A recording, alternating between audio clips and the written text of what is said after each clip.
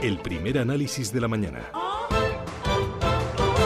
François Hollande organizó ayer una minicumbre con el núcleo duro de la Unión Europea, con Angela Merkel, con Mariano Rajoy y con Paolo Gentiloni.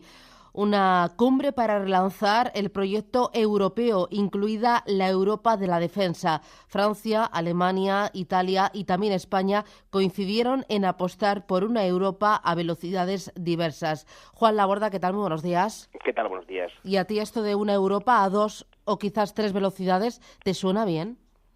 A mí personalmente no me suena bien, ¿no? Yo creo que a veces se confunden causa y efecto, ¿no?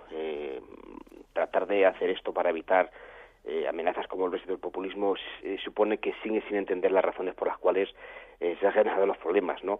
Que hay un punto de partida que es fundamental. En todo el proyecto de integración europea simplemente se ha centrado, además de la libre circulación de trabajadores, en prácticamente cerrarlo, dejarlo todo a la consecución de determinados datos económicos a merced de lo que es el país ancla, que es Alemania, ¿no?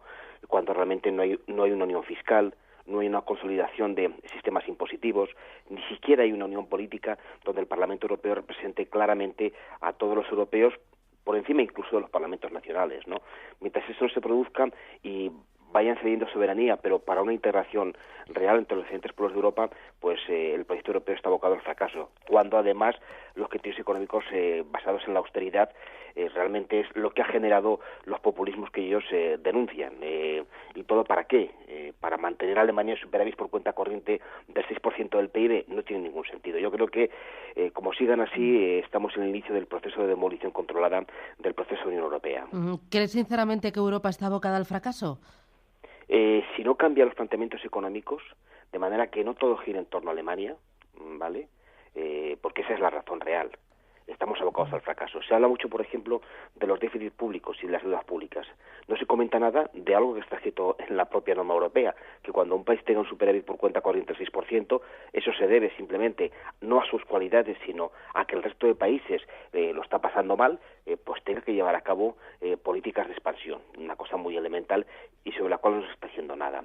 Y realmente todo el proyecto de Unión Europea al final ha sido aprovechada por lobbies, por diferentes grupos corporativos, grupos de presión, para medrar en Europa, ¿no? Eso es una cosa que es evidente. Bruselas se ha transformado en eso. Y cada día hay más reacción porque la gente en Europa, al igual que pasa en Estados Unidos, está viviendo peor de lo que vivían sus padres y sus generaciones anteriores. Y ese es el problema real. No avanzamos hacia un proceso donde sea la gente la que realmente mejore sus condiciones de vida. Es un proyecto ilusionante, pero que las razones en las cuales se han implementado, que en el momento de partida presentaban muchísimas incongruencias, están saltando por los aires. Esto no es los Estados Unidos de América, podría ser los Estados Unidos de Europa, y bueno, pues es un proceso que o se rectifica y se corrige en favor de lo que es el interés de todos y cada uno de los pueblos de Europa, o habrá problemas, evidentemente. Pero ¿no crees, sin embargo, que tener un núcleo duro formado por los 4 grandes, por Alemania, por Francia, por Italia y por España, sería una integración mucho más real? ¿Sería una solución mucho más pragmática a esta Europa que está azotada por el Brexit y está azotada también por los populismos? ¿Por qué España e Italia de ese grupo? Y no, por ejemplo, países como Finlandia o Holanda, que presentan cifras diferentes a las nuestras. ¿Quién decide ¿Por tamaño? El tamaño no lo es todo. Ese es el problema que partimos. El problema que partimos es que realmente no nos damos cuenta de que el proyecto de integración europea, al final, el objetivo último, ¿cuál era? Para que funcionara. Un acercamiento de las rentas de los diferentes países, no hacia abajo, sino hacia arriba. Y eso no está pasando. ¿No? Vuelvo a repetir, el proyecto de integración europea es apasionante con las presiones históricas que tuvo, pero tal como se está diseñando, se ha convertido en un mero proyecto económico donde el ganador solo es un país, que es Alemania. El resto, ni siquiera Francia está ganando. Italia mucho menos. En Italia, el ascenso del no al euro, si hubiera elecciones, claramente, yo además lo tengo clarísimo, estaría muy igualado. En España aún no, porque tenemos una percepción de que Europa nos habla mucho, cuando eso hay que matizarlo. No lo veo así. Yo creo que el problema es que tenemos que plantearnos de nuevo el proceso de integración europea. Había documentos en los años 70 que avisaban de tal como estaba diseñado, como se diseñó a posteriori, iban a fracasar. Y eso lo sabían. ¿Por qué se hizo? Pues esa es la pregunta que habría que hacerlo.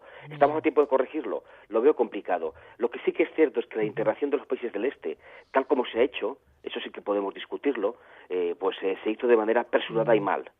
Y pruebas que en la mayor parte de países del este, y esto es una cosa que es anecdótica, en algunos de esos países empiezan a ganar partidos próximos a Rusia, por ejemplo, porque añoran el viejo sistema que les daba más seguridad que el actual, porque realmente fuimos muy crueles con algunos de esos países en cuestión de políticas económicas restrictivas. ¿Y todo para qué?